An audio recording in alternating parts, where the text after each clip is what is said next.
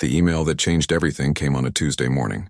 Daniel was working on a new structure, hands sticky with pine sap, when his phone buzzed. He almost ignored it. Notifications were constant now, mostly noise, but something made him check. The message was from a young man named Tyler, college dropout, drowning in debt from a degree he'd never finish, working retail and feeling stuck. He'd been following Daniel's story for months.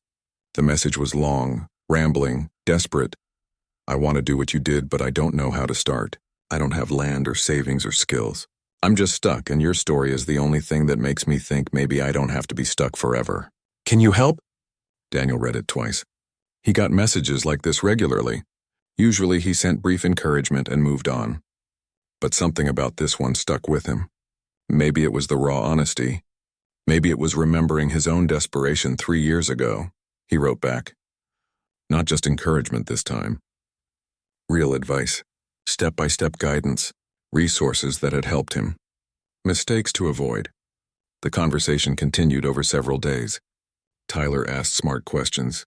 Seemed genuinely willing to learn. "Come visit," Daniel finally offered. "Spend a weekend. I'll show you what's actually involved." Tyler arrived 2 weeks later, nervous and eager. 23 years old, soft hands, zero outdoor experience. Daniel saw himself in that kid. The him from 3 years ago who thought he was prepared but had no idea what he was getting into. They spent 3 days together. Daniel put Tyler to work immediately, not to be cruel, but because the only way to understand this life was to do it. They cut firewood, repaired a section of fence, worked on a new composting system. Tyler struggled with every task, got frustrated, wanted to quit. "This is harder than it looks in photos," Tyler admitted. Hands blistered after just 1 day. Everything is harder than it looks in photos. That's the secret nobody tells you. But Tyler stuck with it. By day 3, he was asking deeper questions. Not about escape fantasies, but about real planning. What does this actually cost? How long before you can live here full-time? What skills matter most? Daniel answered honestly. The costs, the timeline, the 1,000 small things that add up.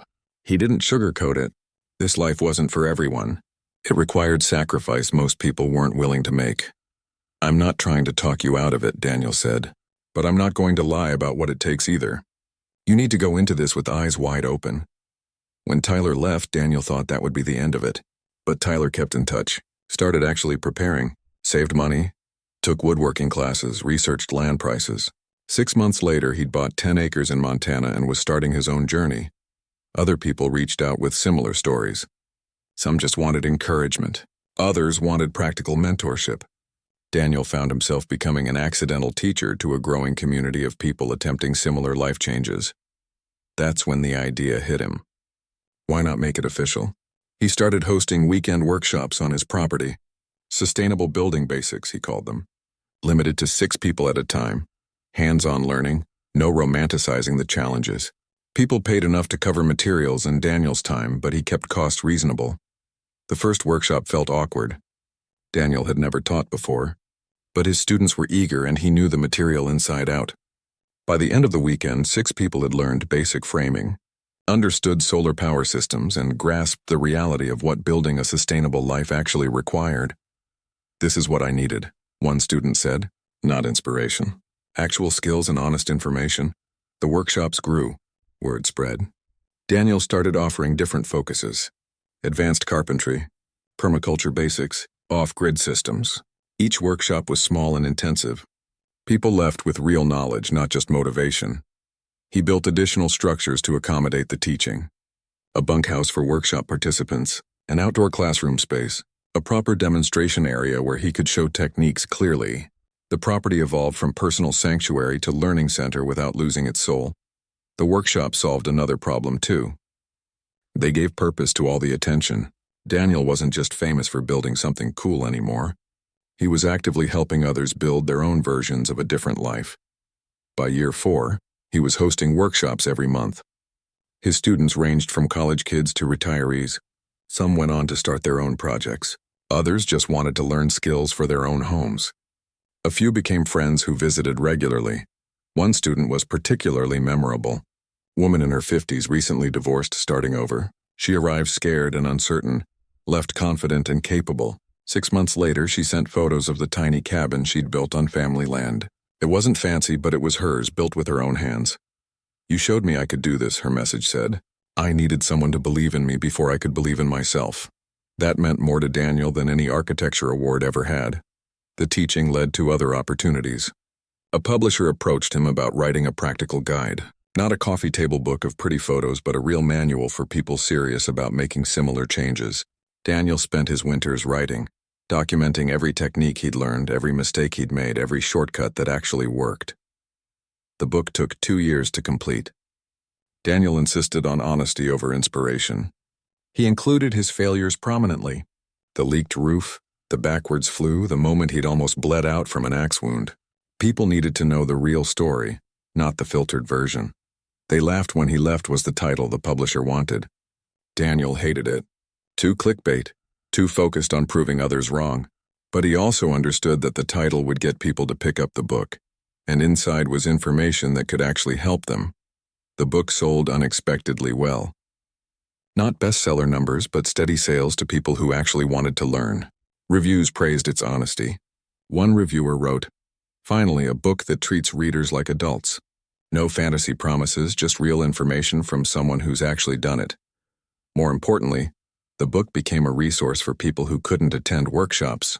Daniel heard from readers in other countries, in situations where his specific approach wouldn't work but his principles could be adapted. The knowledge was spreading beyond what he could teach directly.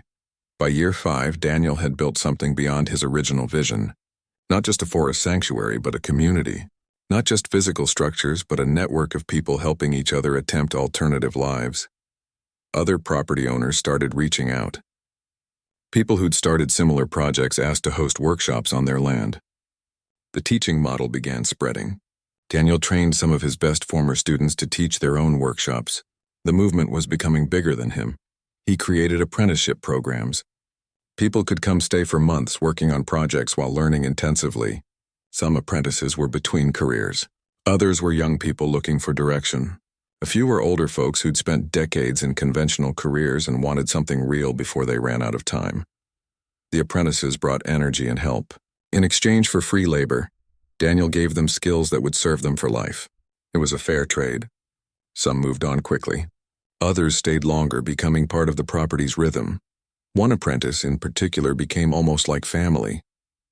Young woman who'd dropped out of engineering school felt like she was suffocating in classrooms. She arrived angry and disillusioned. Left 6 months later calm and purposeful, with plans to start a sustainable building company focused on affordable housing. "You taught me that building things with your hands isn't lesser than building things with computers," she said. "Both matter, but one connects you to something real." The property kept evolving. What started as 40 wild acres was now a working demonstration of sustainable living. Multiple structures, productive gardens, functioning systems, teaching spaces. Visitors called it beautiful. Daniel just called it home, but he made sure it never became too polished. He kept his first cabin standing, leaks and mistakes intact. The crooked frame, the badly fitted boards, the evidence of his struggles. Workshop participants walked through at first, seeing where he'd started. "This is what learning looks like," he'd tell them. "Imperfect, frustrating, full of errors. But look what it taught me." His relationship with the wider world stabilized into something manageable. The intense viral attention had faded. He maintained social media presence but didn't let it consume him. He did speaking engagements occasionally but turned down most requests. He'd learned to protect his time and energy. The documentary finally happened in year 6. Filmmakers spent 6 months documenting his life and work. Daniel insisted they include the mundane parts.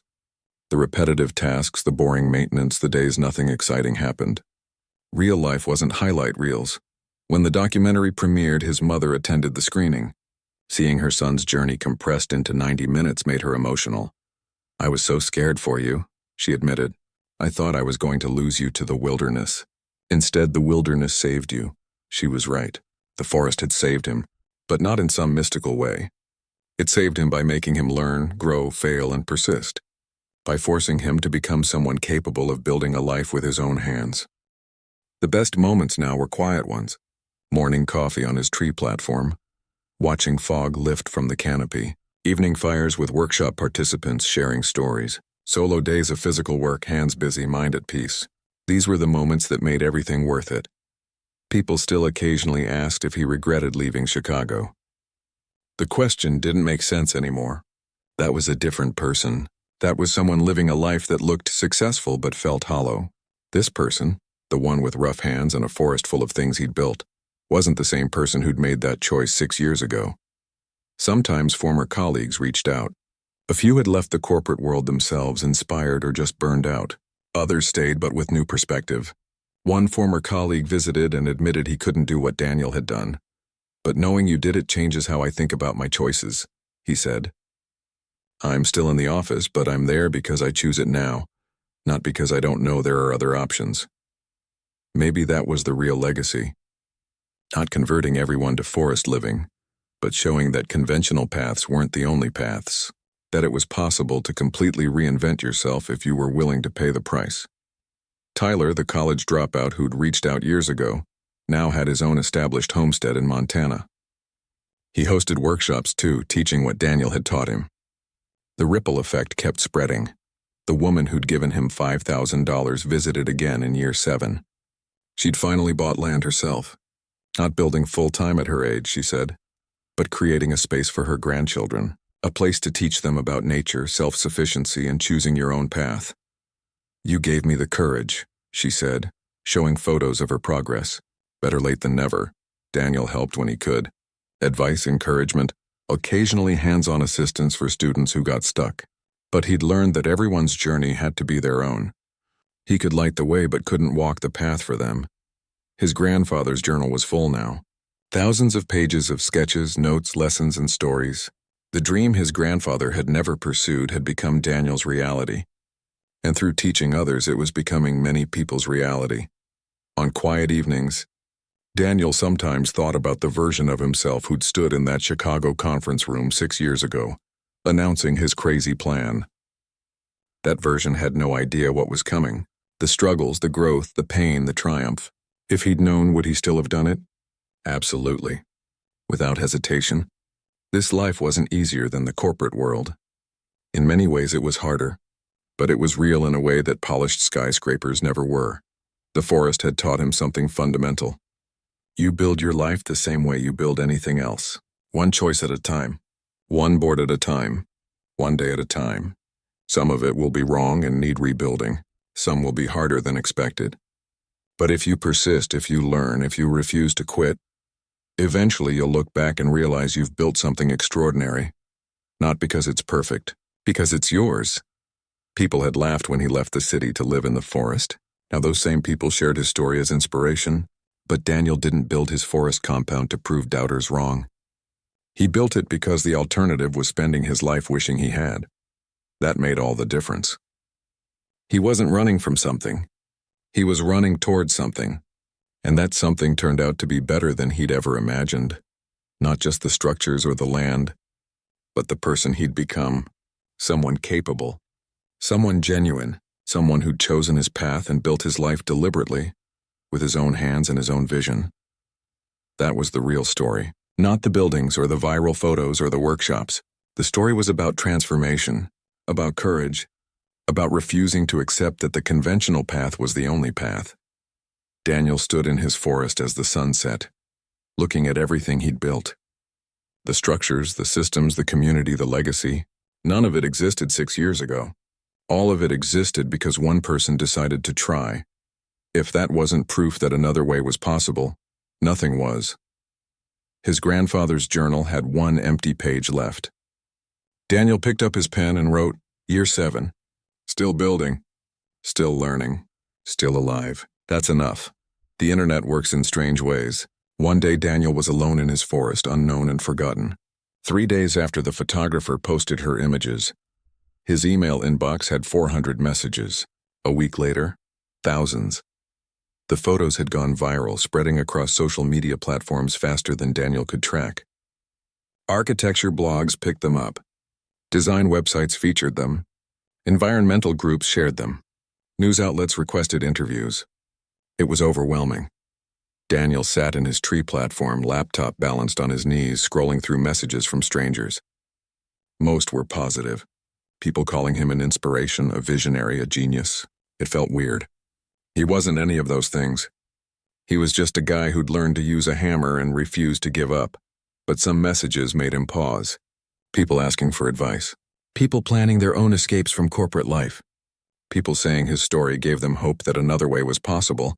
Then came the message that really surprised him. From an architecture magazine he'd read religiously during his college years. They wanted to feature his work. Could they send a journalist and photographer? Daniel's first instinct was to say no. He'd left that world behind, but curiosity won. What would his old industry think of what he'd built? The journalist arrived 2 weeks later. Young guy, fresh from the city, clearly unprepared for the dirt road and forest setting.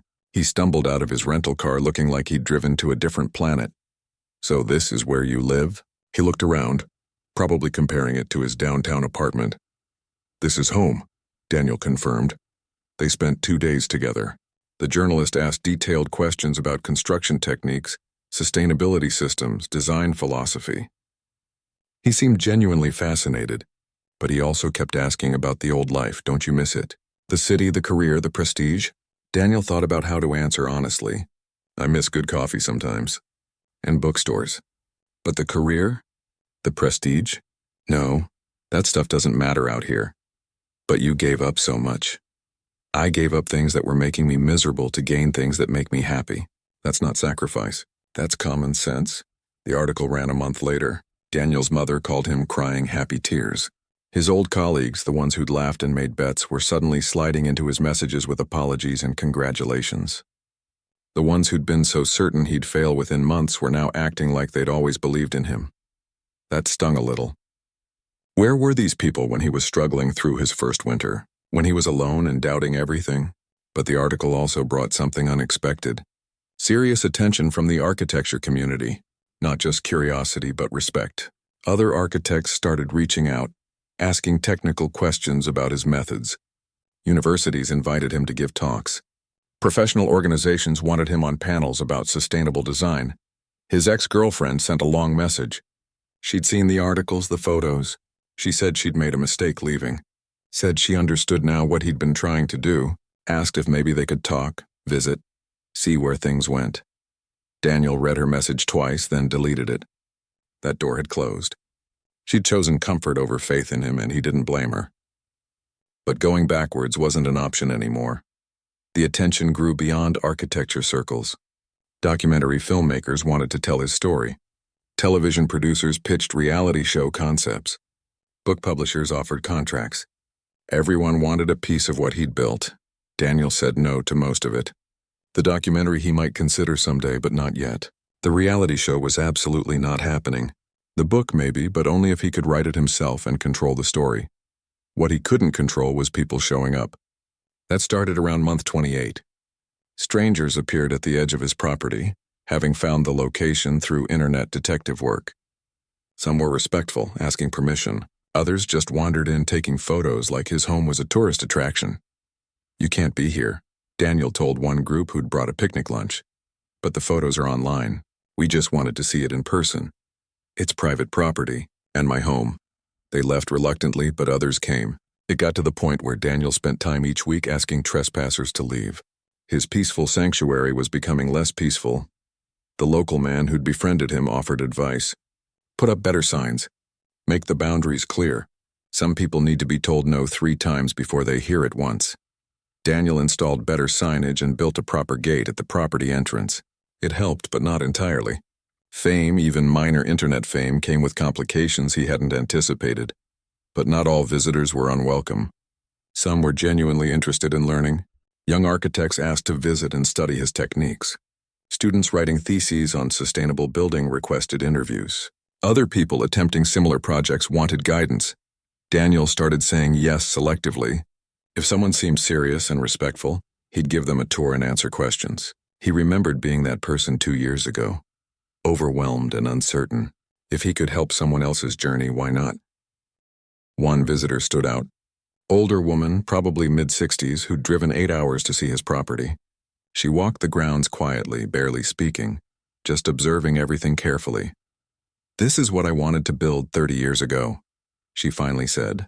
I was going to leave my teaching job, buy land, do exactly this. But I got scared. Listened to people who said it was crazy.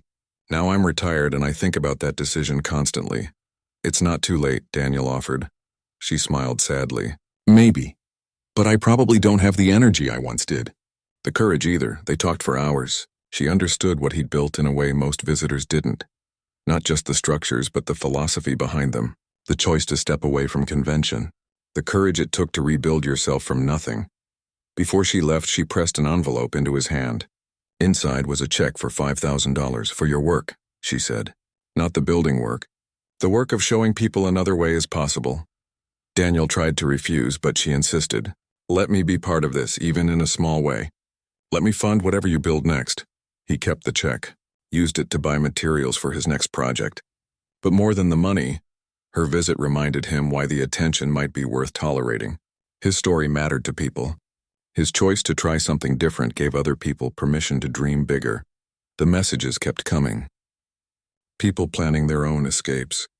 People stuck in careers they hated.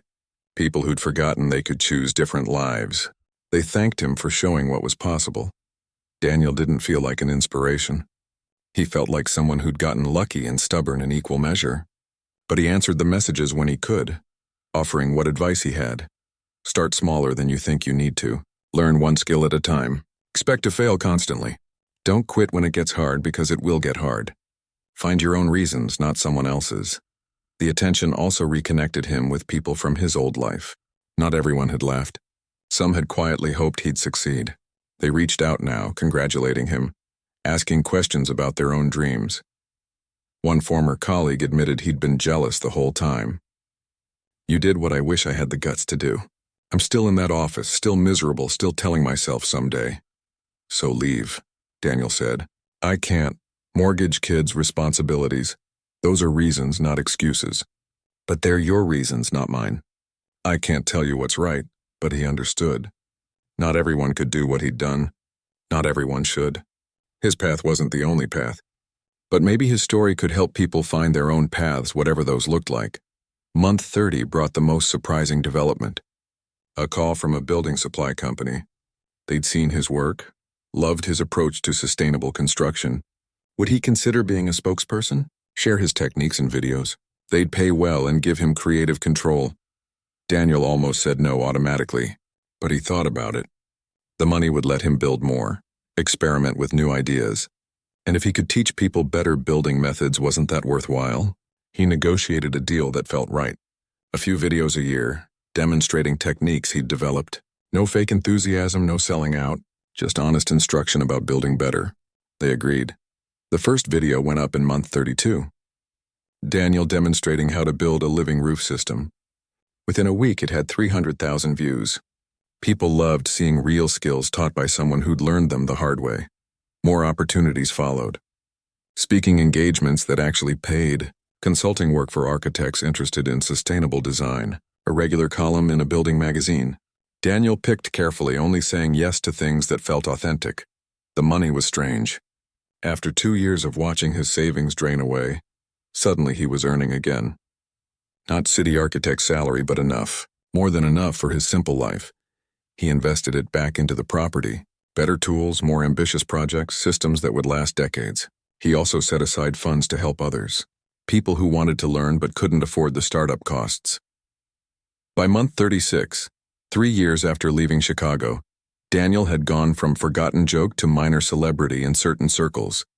His social media following had grown to over 200,000 people. His inbox stayed perpetually full. Documentary crews were still requesting access.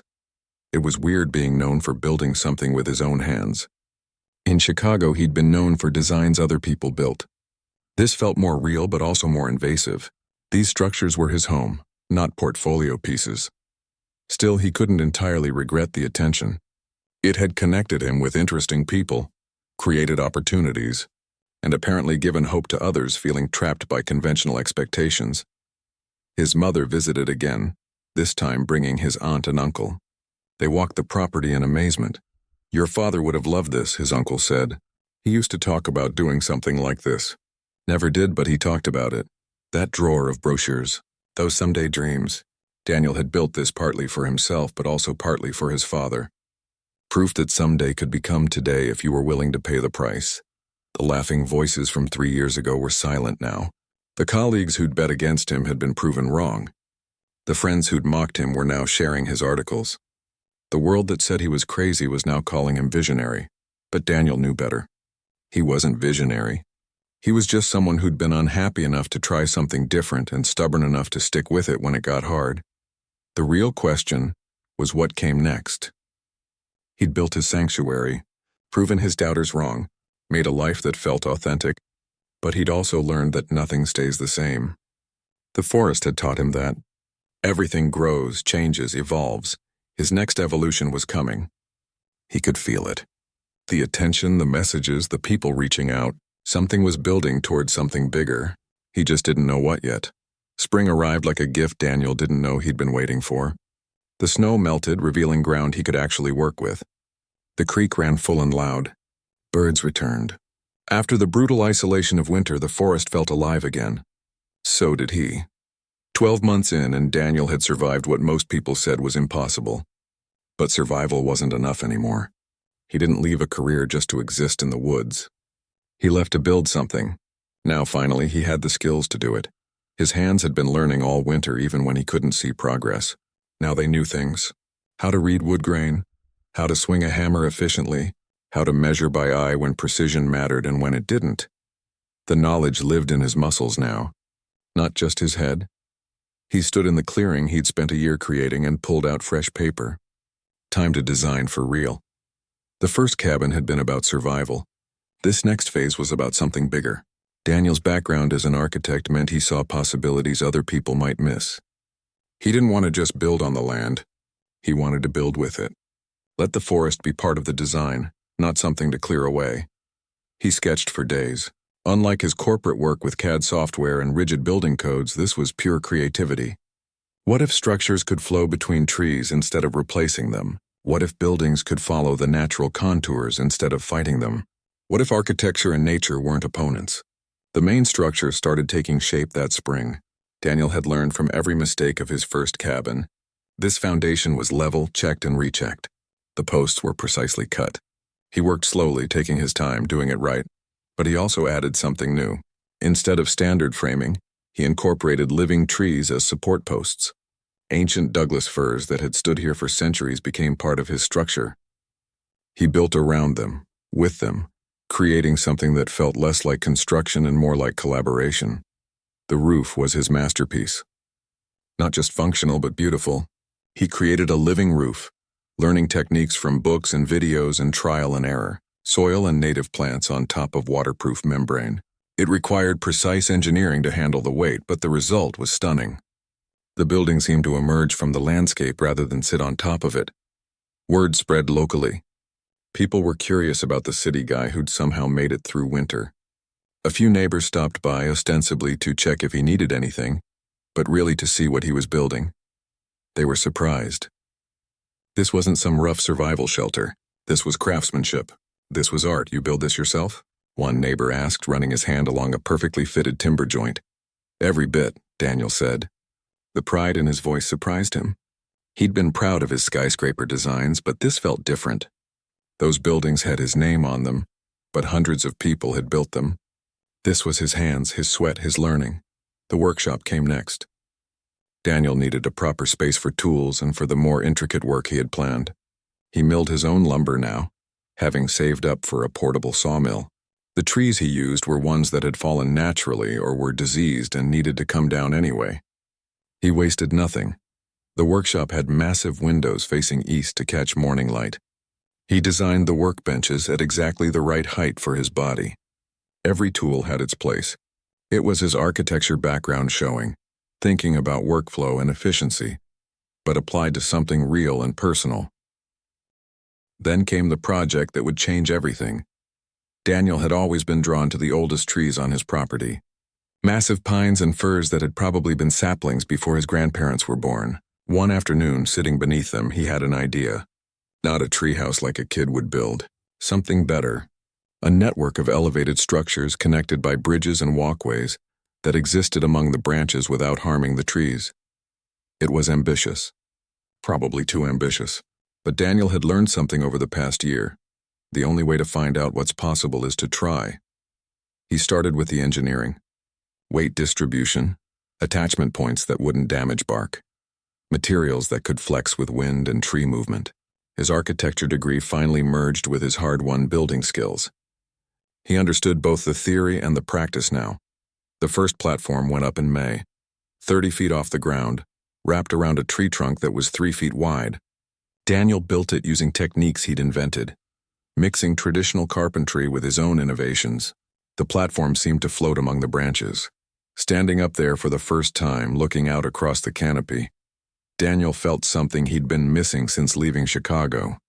That spark of creation, that feeling when design becomes reality and it's even better than you imagined. He didn't stop with one. Through summer and fall, he built a network of 5 platforms at different heights, connected by suspension bridges and wooden walkways. Each structure was different, fitted to its specific tree and location. Some were open to the sky, others had roofs woven with branches and moss. One had walls of translucent panels that caught the light. The elevated structures weren't just beautiful. They were functional.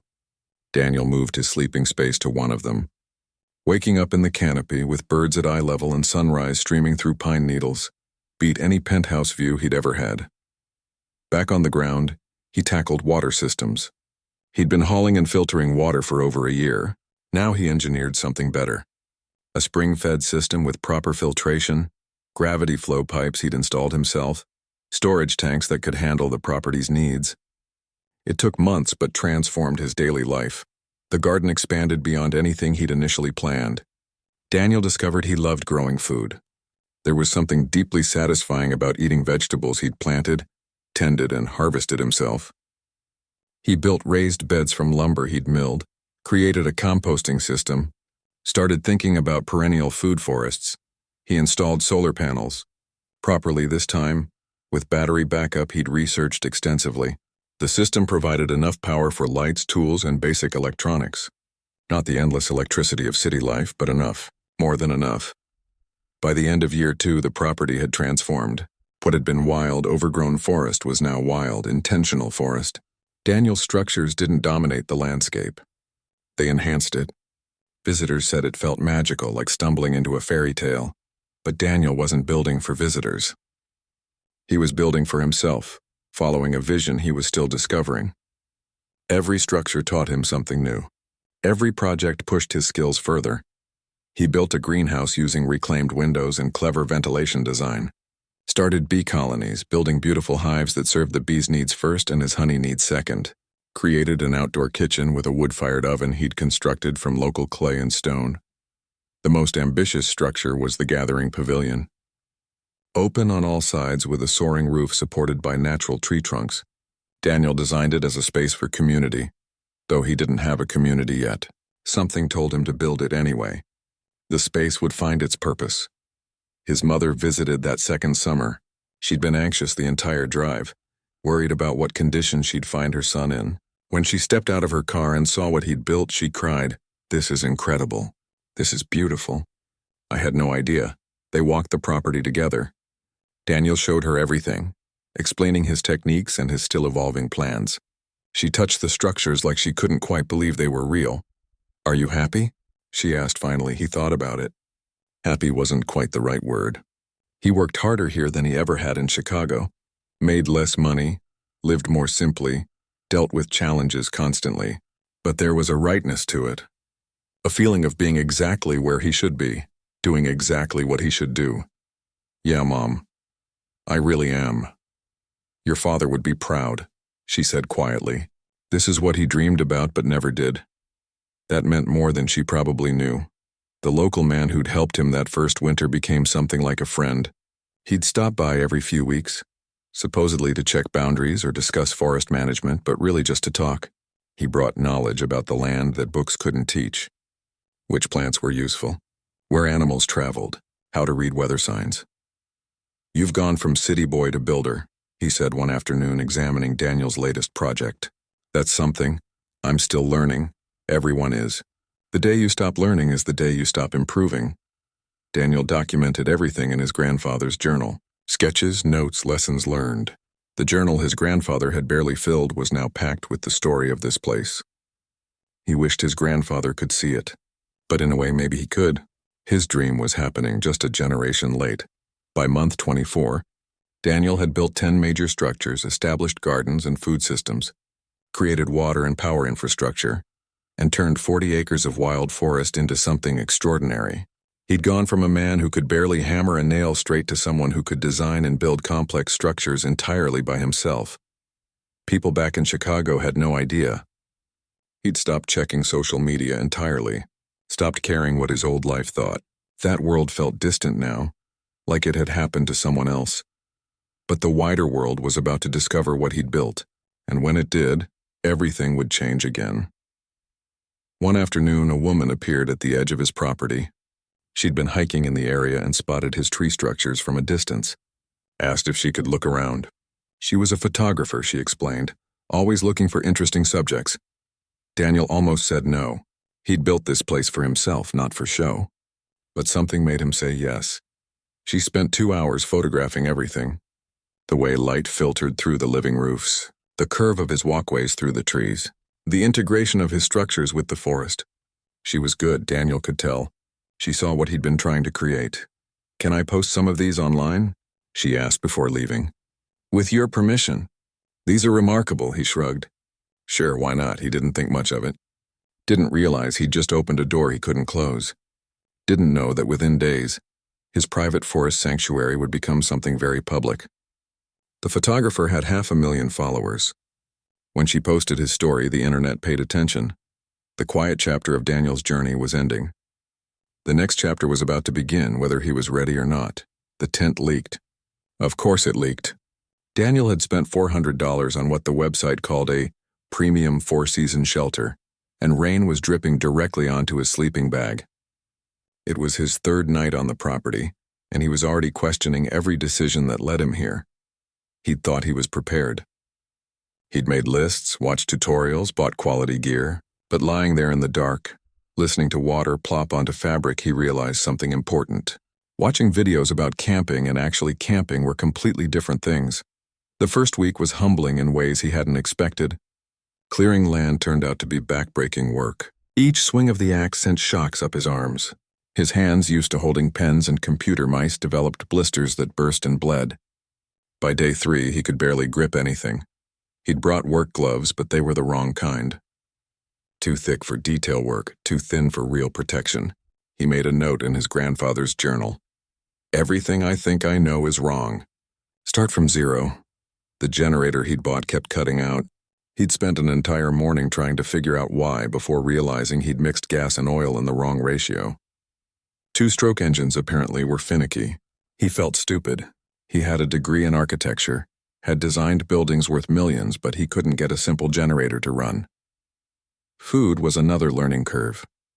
He'd brought supplies but hadn't thought about storage. Bears were a real thing here, not just theoretical. After finding his cooler dragged 50 feet from his camp, contents scattered and destroyed, he understood why locals had tried to warn him. He built a better system, hanging food from a tree branch far from his tent. It took hours and multiple attempts, but honestly, the physical challenges weren't the hardest part. The loneliness was worse. Daniel wasn't used to silence. Real silence. In the city, there was always sound. Traffic, voices, music bleeding through walls. Here, especially at night, the quiet was so complete it felt heavy. His own thoughts got loud in that silence. Doubts mostly. What was he doing here? What was he trying to prove? Everyone had been right to laugh. He was an architect playing pretend at being a builder, a city person playing at being a woodsman. He didn't belong here. His phone still had service if he climbed to the highest point on his property. Most days he resisted checking it, but some days when the work got too hard or the loneliness too much, he'd make the climb. Social media was a mistake every time. His former life continued without him. Friends at restaurants, colleagues celebrating project completions, his ex-girlfriend already seeing someone new. The Chicago architecture community had moved on. A younger architect had taken over his projects. They were doing fine without him. Better than fine, probably. The comment section on his "I'm leaving the city" post had grown. Most people had forgotten about him, but a few checked in with updates. Month 2, any day now. One former colleague had written, "I give him until winter." Another added, "This is what happens when you watch too many YouTube videos." Someone else commented. He closed the app, climbed back down, got back to work. His first attempt at building a cabin was a disaster. He'd designed beautiful structures on paper, but translating that to actual wood and nails was different. The foundation wasn't level. He'd measured 3 times, but somehow it was still wrong. The support posts he'd cut were slightly different lengths. His carpentry skills, he discovered, were basically non-existent. The frame went up crooked. When he stepped back to look at it, the whole thing seemed to lean to the left like it was trying to fall over. He wanted to cry or scream. Instead, he took it apart and started over and over. And over by the end of month 2, he had something that resembled a small structure. It wasn't pretty, but it had 4 walls and a roof. The roof leaked in 6 places, but it was still better than the tent. He moved his sleeping bag inside and felt a tiny bit of pride. Then it rained harder and water poured through a gap he'd missed. The pride disappeared fast. Autumn came early that year. Temperatures dropped before he was ready. He'd bought a wood stove. But installing it properly was another thing he didn't really know how to do. The first time he lit a fire, smoke filled his cabin because he'd done the flue wrong. He sat outside coughing, eyes watering, while smoke poured out his door. A local man appeared from the woods like he'd materialized from the trees themselves. Old weathered, carrying a chainsaw. "You're the city boy everyone's been talking about," he said.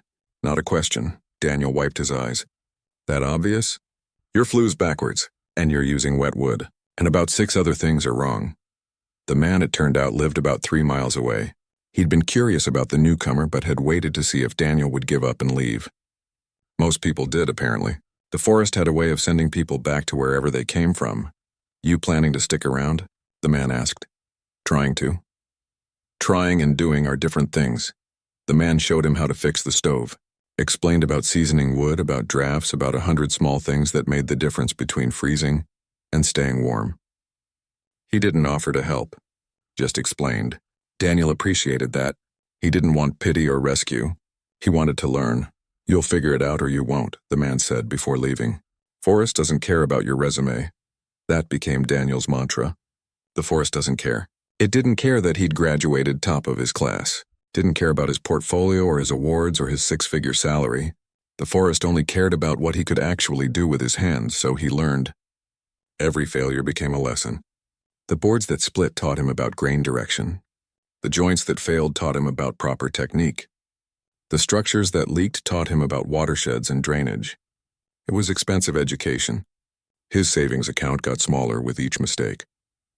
Month 4 brought the first serious snow. Daniel woke up to 6 inches and realized his roof wasn't built for snow load. He spent a panicked morning reinforcing supports, working in freezing temperatures with numb fingers. Later, he'd design this properly, but right now he was just trying to keep his shelter from collapsing. Winter was brutal. He'd thought he was prepared. He wasn't. The cold was different here, sharper than city cold. It got into everything. His water buckets froze solid. His generator wouldn't start some mornings. His food supplies dwindled faster than expected because he was burning so many calories just staying warm. There were days he barely got anything done because all his energy went into basic survival. Keeping the fire going, melting snow for water, making sure he ate enough. It wasn't the romantic wilderness experience he'd sometimes imagined. It was hard, unglamorous work. His hands changed. They'd been soft, architect's hands more used to keyboards than tools. Now they were rough, scarred, permanently stained with dirt that wouldn't wash out. He looked at them sometimes and barely recognized them as his own. His body changed too. The extra weight he'd carried from years of desk work disappeared. His arms and shoulders got stronger from swinging axes and hauling lumber. He could work longer without getting tired.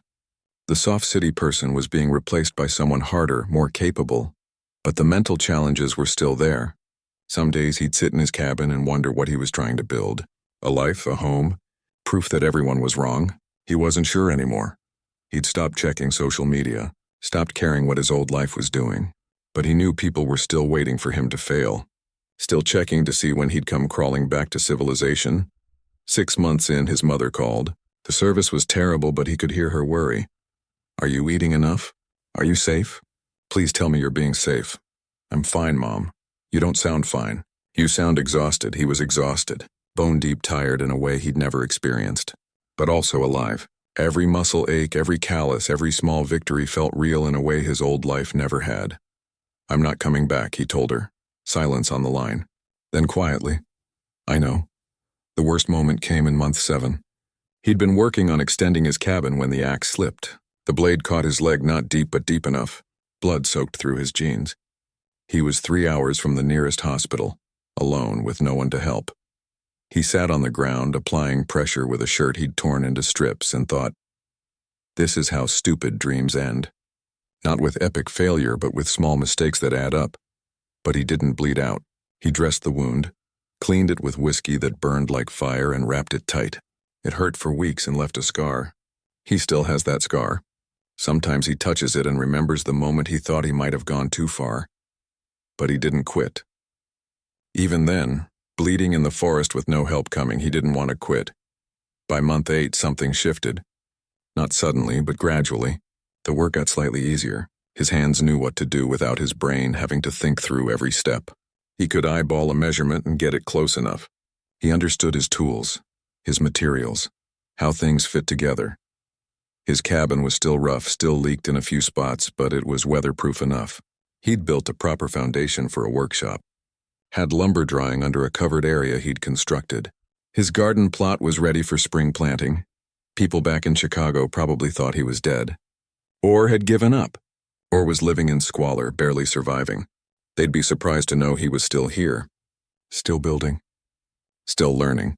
The local man who'd helped with his stove visited occasionally. Brought knowledge about the land, about weather patterns, about what to watch for. He still didn't offer direct help, but his advice was gold. You might actually make it, he said one afternoon, looking at Daniel's progress. Yeah? Most city folk don't last one winter. You survived winter and you're still here. That counts for something. It did count for something. Daniel was still here. Battered, humbled, changed, but here. The laughing voices from his old life felt distant now. They didn't matter as much. What mattered was the next board he'd cut, the next structure he'd build, the next small victory against doubt. He wrote in his grandfather's journal that night. Month 8. Still standing. Barely, but standing. The conference room fell silent. 23 pairs of eyes stared at him like he'd just announced he was moving to Mars. Daniel stood at the head of the polished mahogany table, his hands surprisingly steady despite what he'd just said. You're joking, right? His boss finally broke the silence. You're our lead architect. The Harrison Tower project alone is worth $12 million. You can't just walk away. But Daniel wasn't joking. After 15 years of designing buildings that touched the sky, he was done. Completely, utterly done. The decision had been building inside him for months, maybe years, but it crystallized 3 weeks ago at his father's funeral. His father had worked in an office for 42 years. 42 years of commutes, meetings, and retirement plans. He died at his desk on a Tuesday afternoon, slumped over a spreadsheet he'd never finish. Daniel had cleaned out his father's cubicle and found a drawer full of travel brochures. Places his father had always planned to visit. Someday, when he retired, when he had time, that drawer changed everything. Daniel's grandfather had left him 40 acres of forest land in Oregon, wild, untouched, 3 hours from the nearest city. As a kid, he'd visited it once. He remembered the smell of pine, the sound of a creek running through the property, and the feeling that the trees went on forever. His grandfather had always talked about building something there, but life got in the way. Then death got in the way.